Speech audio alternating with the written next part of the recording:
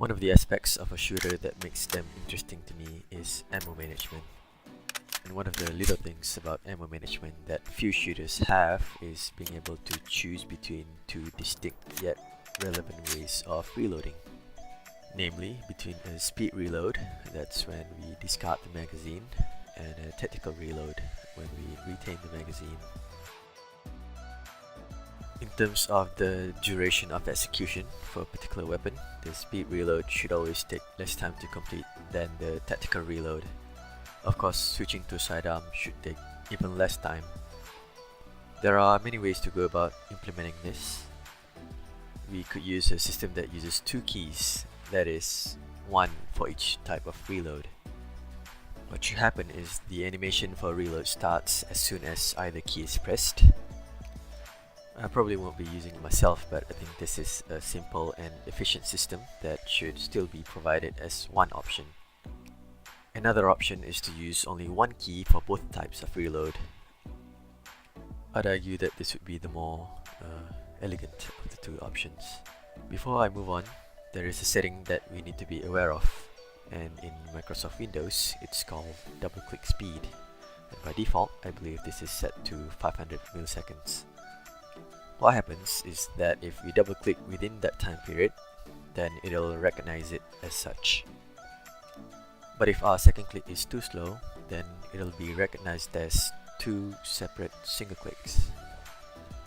Here's a visual representation of some of the various key presses that we can do. A single tap is basically when we immediately release a key after we press it. If you just press without releasing, then it would be a hold. Here's a double tap.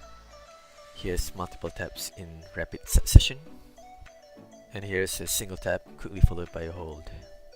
For the reload system that uses two separate keys, things would be pretty straightforward, because as soon as we press the key, the animation for the reload should trigger immediately. The type of reload that takes place is determined by the key that was pressed. However, for the one key system, things get slightly more technical. Here's the logic. When we first press the key, a timer starts. If the key was not released within the double click time, then at that time, this should be recognized as a hold. If the first press was released within that time, however, then there's a few possible outcomes. If there was no second press within the double click time, then at that time, this should be recognized as a single click. But as soon as we press the key a second time, the game should immediately recognize it as a double click. Therefore, this should also apply to multiple quick taps, as well as the single tap followed by a hold. We can see here why a player should be able to set their own double click times. Because if we set it too high, then the recognition for single click and hold would be delayed.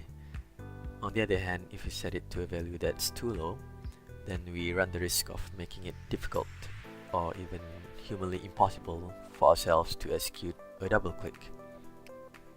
And an even lower value might cause the game to recognize every press as a hold. So that's why I think we should be able to assign this value to whatever that suits our individual preferences and skill levels. I mentioned briefly earlier that the speed reload should always take less time to complete than the tactical reload. For the two button system, I feel like the initiation of a speed reload should also be the quicker one, hence why a double tap for a speed reload and a single tap for a tactical reload, in my opinion, suit them better. A double tap also may better reflect the sense of urgency, at least for some players, including myself.